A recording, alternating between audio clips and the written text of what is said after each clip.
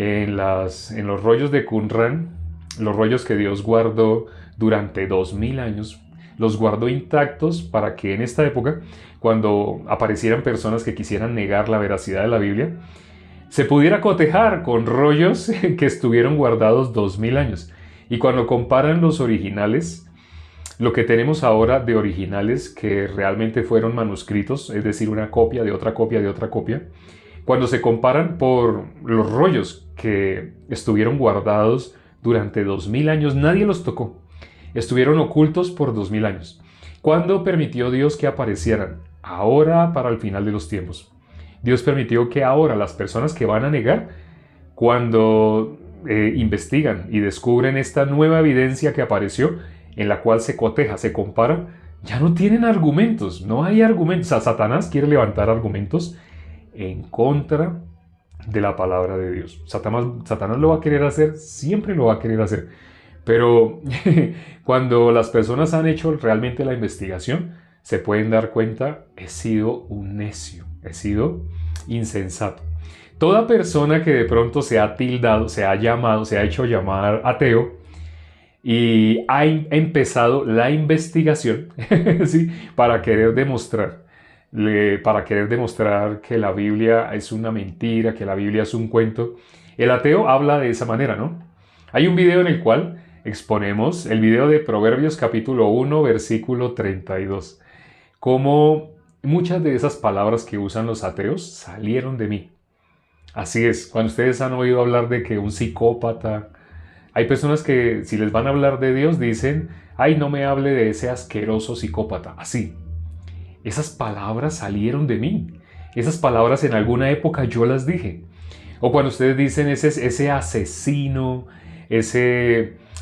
de niños, así, toda esa justicia humana que ha surgido para negar la existencia de Dios, realmente no es justicia humana. El ser humano, por tener una visión limitada, no conocer el mundo espiritual, piensa que ha sido cosas de hombres. Pero bíblicamente ha sido el mismo Satanás el que ha hecho que nosotros, seres humanos, neguemos la existencia de Dios. En ese video, si lo miran, ustedes se sorprenderán, porque ahí desenmascaro realmente cuál fue alguna parte de mi pasado. Tuve de todo, fui religioso, luego por cosas que sucedieron, me consideré ateo, estuve un tiempo en contra, acuñé un poco de frases y palabras que en este momento veo cómo usan los perseguidores de la palabra, los detractores de la palabra, los que se hacen llamar ateos. Ahora veo cómo ellos usan esas expresiones y trato de explicarles, yo también me expresaba así por ignorancia. Pero toda persona que ha tenido ese prejuicio en contra de Dios y hace la investigación, si alguien ha querido demostrar, inevitablemente se da cuenta, he sido necio. Porque las personas cuando quieren solamente ir en contra de Dios, ¿qué es lo que van a hablar? Hablan lo que su corazón dice. Expresa uno lo que el corazón le parece. Así no hacen todas las religiones. Todas las religiones hacen exactamente así. Expresan lo que su corazón, lo que su punto de vista les dice. Porque ya el corazón está decidido a ir en contra de Dios. Ya el corazón está decidido de esa manera. Por estar el corazón decidido así, simplemente ¿cómo van a hablar? Van a decir, van a argumentar, no es un cuento de hadas, no, eso es ficticio. ¿Ustedes por qué creen en ese abuelo imaginario? Así. No sé si en ese amigo imaginario. Esas expresiones, suena terrible, pero esas expresiones salieron de mí. Esas expresiones salieron de mí. Como 10 años después, muchas personas estaban usando esas expresiones. Pero ¿quién fue el primero que las dijo? La persona que ahora comparte y que ahora es perseguida por compartir el Evangelio. Dios me permitió así estar en lo más oscuro, sumido en lo más oscuro del pensamiento. Alguna persona pensaría en lo más oscuro del satanismo. Sí, ciertamente también, porque el pensamiento, el regirse por el pensamiento, bíblicamente, es regirse por el mundo de Satanás, por la filosofía de Satanás. Quien defiende una doctrina, quien defiende cualquier, no sé, congregación o cualquier ideología o filosofía y la defiende a capa y espada con cualquier argumentación, esa persona solamente a quién le está haciendo caso, a su pensamiento. Hay una verdad, solo existe una verdad, no hay dos verdades, tres verdades, no, solo existe una verdad, está acá. La verdad es la palabra de Dios. Lo que está escrito acá es la verdad. Quien ha hecho la investigación llega exactamente a ese mismo resultado. Una persona no puede haber hecho la investigación y negar que lo que está escrito aquí es la palabra de Dios. Solamente quien puede negar, el que no ha investigado, el que se ha quedado con su prejuicio, con su punto de vista. Pero si alguien ha investigado, solo le queda una conclusión. Efectivamente, esta es la palabra de Dios. Efectivamente, esta es la verdad. Efectivamente, este es el mundo real. Lo que nosotros conocemos con nuestros sentidos, con nuestra vista, con nuestro tacto, con nuestra experimentación, es falso, es mentira. Eso para el mundo es una locura, ¿no? Hablar lo que estamos hablando acá para el mundo es una locura. El mundo no lo puede creer, no lo puede entender, no lo puede aceptar. Para el mundo es como ser tonto el que piense en el mundo espiritual. ¿Por qué? Porque no le consta. Para el mundo, ¿qué es entendible? Lo que le consta, lo que ha experimentado. Peor aún, lo que dice la mayoría. No sé si sabían, pero así se rigen las religiones. Las que se hacen llamar cristianas, ¿por qué se rigen? Por lo que la mayoría aprueba. Si la mayoría dice que es así, así las personas entonces se quedan. ¿Por qué? Porque la mayoría lo dice. Por ejemplo, el Evangelio. El punto central y más importante de la Biblia es el Evangelio. Cuando nosotros anunciamos el Evangelio, ¿qué reacción obtenemos de las personas? Bueno, para quienes no sepan, vamos a tener que decirles hoy qué es el Evangelio. Si no les quedó claro, hay varios videos acá en este perfil, tanto acá en TikTok como en YouTube, en nuestro canal de YouTube, donde hemos explicado qué es el Evangelio. Aquí, sobre todo los videos cortos. Pero si quieren ver predicaciones completas donde explicamos el Evangelio, inevitablemente tienen que ir a YouTube. Allá hay predicaciones de más de 1 hora, predicaciones de 1 hora, 40 minutos, así. Entonces, cuando nosotros explicamos el Evangelio, las personas automáticamente, aunque han ido a iglesias, van en contra. Se sienten un choque por lo que les estamos diciendo, porque el Evangelio no tiene nada que ver con el pensamiento humano. ¿Qué es el Evangelio entonces? En 1 Corintios capítulo 15, versículo 3, ahí dice exactamente qué es el Evangelio. Bueno, vamos a leerlo, vamos a mirar. 1 Corintios capítulo 15. 1 Corintios capítulo 15, versículo 3, directamente. Dice el versículo 3. Porque primeramente os he enseñado lo que asimismo recibí, que Cristo murió por nuestros pecados conforme a las Escrituras. Ese es el Evangelio. Si querían un resumen del Evangelio, ese es el Evangelio. Primero, ¿cómo sabemos qué es el Evangelio? Algunas personas dirán, no, pero ahí el apóstol Pablo estaría hablando. ¿Quién sabe? Tocaría averiguar de qué está hablando. Bueno, vamos a leer los versículos anteriores para que sepan que sí es el Evangelio. Dice, estamos hablando del versículo 3. Bueno, primero vamos a mirar el versículo 1 y luego el versículo 2. ¿Qué dice el versículo 1? Además os declaro, hermanos, el Evangelio que os he predicado, el cual también recibisteis, en el cual también perseveráis. Lo que el apóstol Pablo va a hablar en el versículo 3 es el resumen del Evangelio. Si querías saber qué es el Evangelio, ahí está. Aquí el primero dice que va a declarar cuál es el Evangelio. Ya lo va a decir abiertamente cuál es el Evangelio.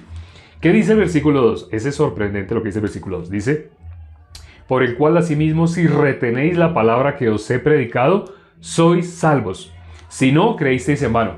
Primero está diciendo, además os declaro el Evangelio, que fue lo que primero él recibió. Dice, eso fue lo primero que yo recibí, así dice el apóstol Pablo. ¿Y qué es lo que va a declarar? Eso que él recibió de primeras, eso es lo que él les va a declarar. ¿Cómo se llama eso que él recibió de primeras? El Evangelio. Aquí lo dice, ¿no? Ustedes pueden, por eso les digo que es importante que miren sus Biblias, para que ustedes no me crean a mí. La Biblia dice, maldito el hombre que confía en el hombre. Bueno, y cuando dice así la Biblia no se refiere a que no creas en tu papá, en tu mamá, en tu pastor. No habla exactamente, bueno, realmente cualquiera de ellos que hemos nombrado son hombres, pero también básicamente se refiere no creas en ti mismo. El disfraz que Satanás usa para que las personas no puedan recibir la salvación, no puedan creer la palabra de Dios, es este estuche. Esto que creemos que es nuestra lógica, nuestro pensamiento, en aquello que nos hemos apoyado con tanta fuerza, Eso es lo que Satanás usa para que no podamos recibir la palabra de Dios. ¿Qué es lo que quiere Satanás? Únicamente que las personas sigan en su condición natural y dejen este cuerpo sin conocer qué es el Evangelio. Pero aquí el apóstol Pablo ya lo está aclarando. Dice, si las personas que él lo ha anunciado, si lo recibisteis, entonces sois salvos, lo dice el versículo 2. Si pudiste recibir el Evangelio, eres salvo. Pero si no, creísteis en vano. Hay muchas personas en ese momento que hablan la palabra Evangelio, pero no saben qué es el Evangelio. Dicen la palabra Evangelio y dicen cualquier cosa linda, hermosa que les parece sobre el Evangelio. Es decir, ¿han podido retener en su corazón qué es el Evangelio? No lo han podido retener. Aquí lo estamos explicando el día de hoy de una manera explícita. Lo dice el versículo 3. Vamos a leerlo nuevamente. Dice, ¿qué es el Evangelio? Dice que Cristo murió por nuestros pecados. Así lo dice, ¿no? El versículo 3. ¿Qué es el Evangelio? Que Cristo murió por nuestros pecados conforme a las Escrituras. En la época que el apóstol Pablo está diciendo esto, no existía el Nuevo Testamento todavía. No se había acuñado. Ya existían epístolas, o sea, cartas que el apóstol Pablo había escrito, pero todavía no se había acuñado. Entonces, cuando él dice las Escrituras, él se está refiriendo al Antiguo Testamento. El Antiguo Testamento, ¿qué es lo que está diciendo? Que Cristo murió por nuestros pecados conforme a las Escrituras. Lo está diciendo el apóstol Pablo. ¿Qué es el Evangelio?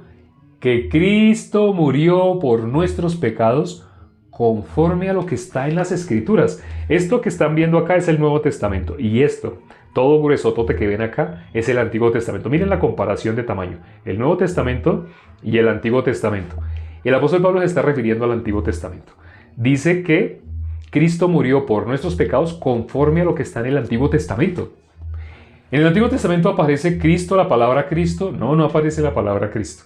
¿Aparece la palabra Jesús? No aparece la palabra Jesús. Entonces, ¿por qué el apóstol Pablo está diciendo que aquí en el Antiguo Testamento, no en el Nuevo, sino en el Antiguo Testamento, por qué está diciendo que aquí dice que Cristo murió por nuestros pecados? Ahí lo dice. Hace poco precisamente estábamos escuchando el testimonio. Hoy tuvimos un privilegio, un gozo de escuchar el testimonio de Julián, un hermano que recibió la salvación. Ahora es hermano. Él recibió la salvación ¿dónde? En Mar del Plata.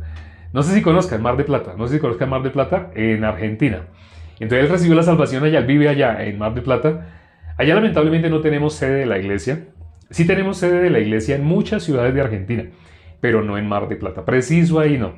Pero él recibió la salvación allá. Lo más hermoso del testimonio cuando lo escuchamos, como él había leído la Biblia 4 veces. Él había leído la Biblia 4 veces completa, de pe a pa.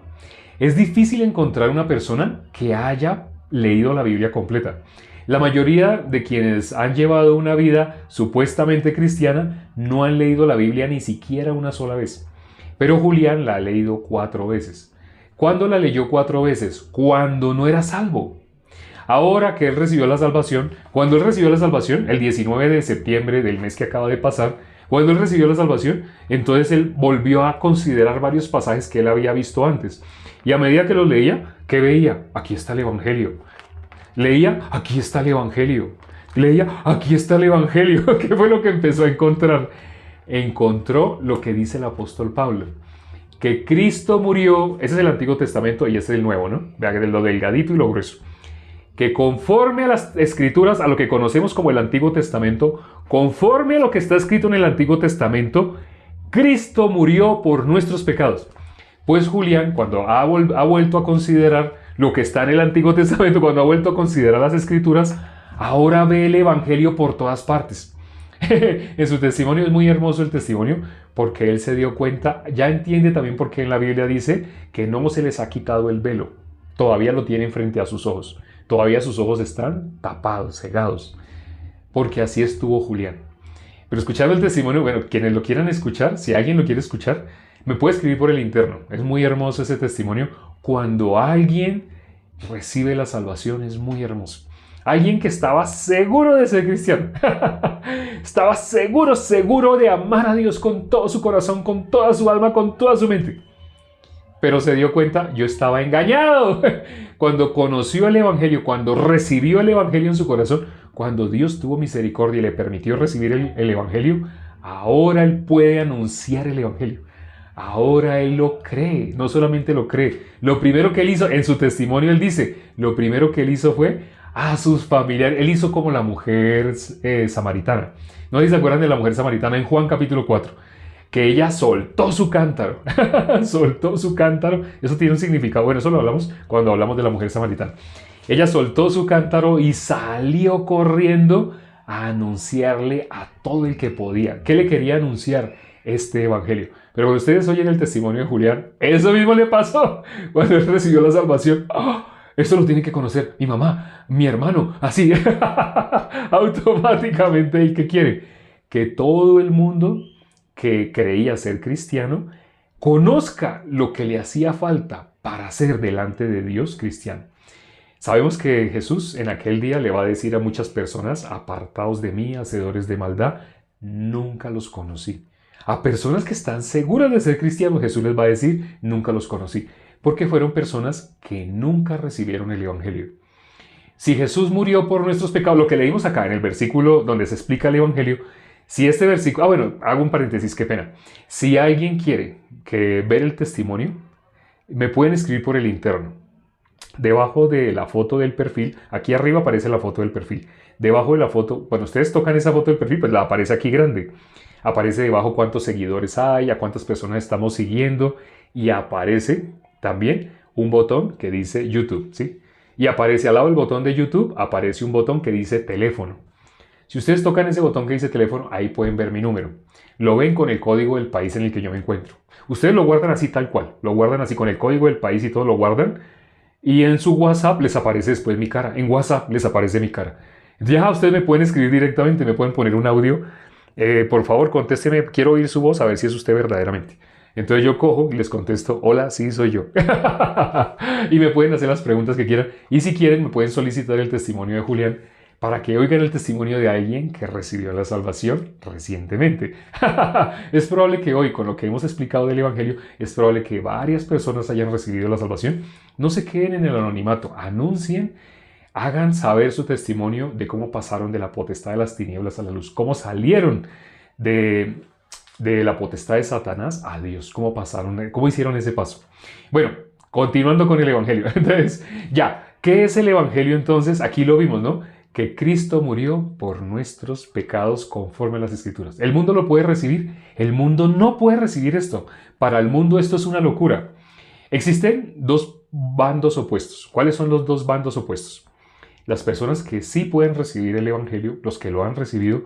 Estamos hablando de cristianos, ambos son cristianos. Cristianos que sí pudieron recibir el Evangelio y cristianos que no han podido recibir el Evangelio. ¿Cuál es la diferencia entre estos dos? Los que no han podido recibir el Evangelio nos odian, nos persiguen y dicen: ¿cómo ustedes van a decir que Jesús quitó el pecado? Bueno, aunque hay un versículo que dice que Jesús quitó, pero ¿cómo ustedes van a decir que lo quitó? Aunque la Biblia diga que Jesús lo quitó, ¿cómo ustedes van a decir que lo quitó? ¿Acaso ustedes no ven las noticias? ¿Acaso usted me va a decir que usted no peca? A ver, dígame, quiero que me lo diga con sus propias palabras, dígame que usted no peca. Así nos hablan, se enfurecen y buscan versículos sacados de contexto. Ellos dicen que nosotros somos los que sacamos versículos de contexto, pero ellos buscan versículos sacados de contexto para decir que son y van a seguir. Le decimos a la persona: yo te entiendo, yo entiendo cómo tú lees ese versículo. Al leer tú ese versículo de esa manera, tú estás manifestando que eres y vas a ser y nunca vas a dejar de ser pecador. Yo te entiendo. Pero si quieres, te muestro con la Biblia a dónde van los pecadores cuando mueren. ¿Quieres que te muestre con la Biblia? Se enfurecen, no quieren, no les interesa. No quieren que uno les muestre con la Biblia porque ellos no están defendiendo la palabra de Dios. No están defendiendo la verdad. ¿Qué es lo que están defendiendo? Su posición religiosa.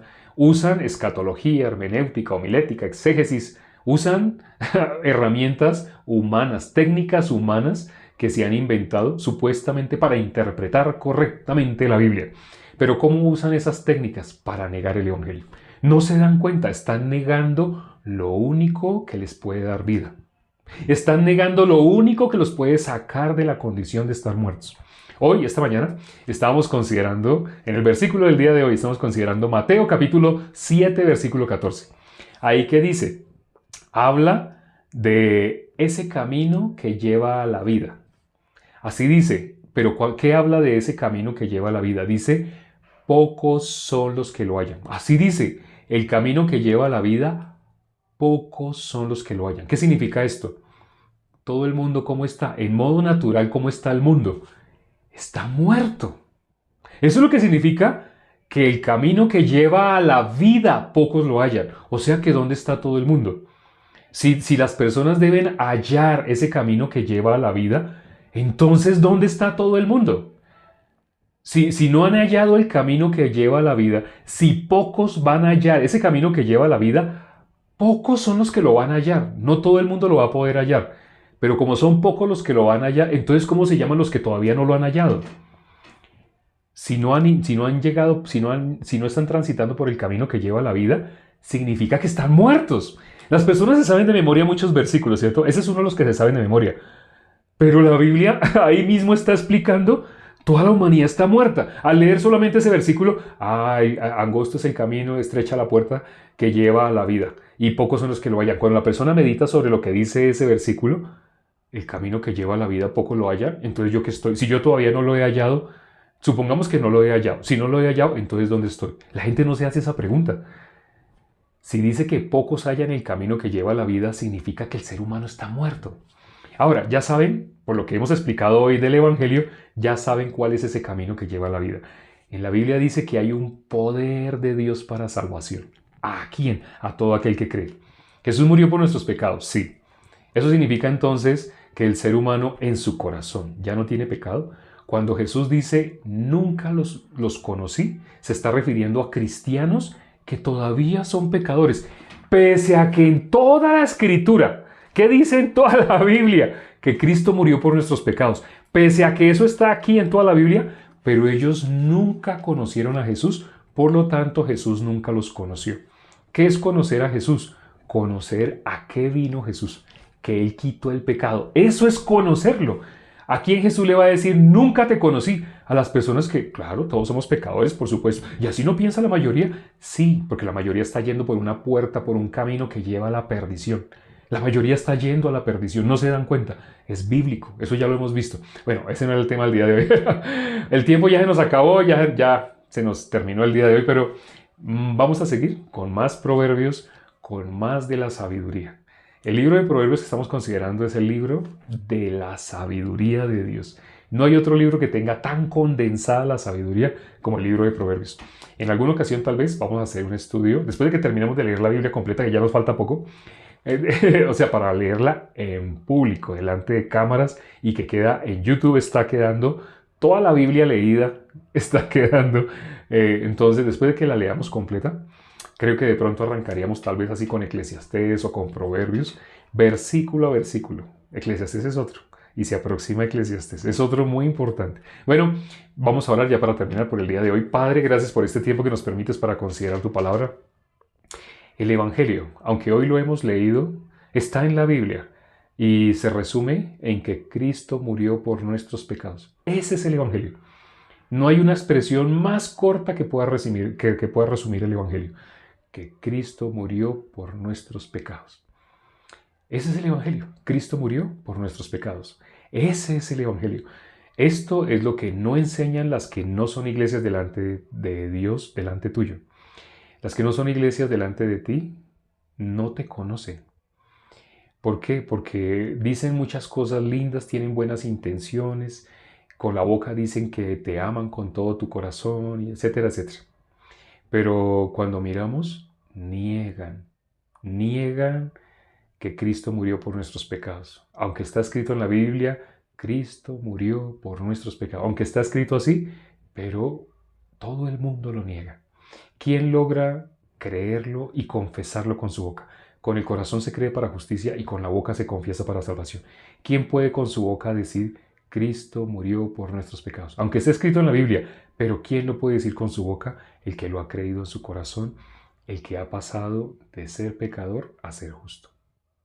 Gracias, Padre, por esta sabiduría que estamos considerando a través del libro de Proverbios. Ten misericordia de las personas que se conectaron el día de hoy y permite que puedan recibir la salvación. Te lo pedimos y hemos orado en el nombre de nuestro Señor Jesucristo. Amén.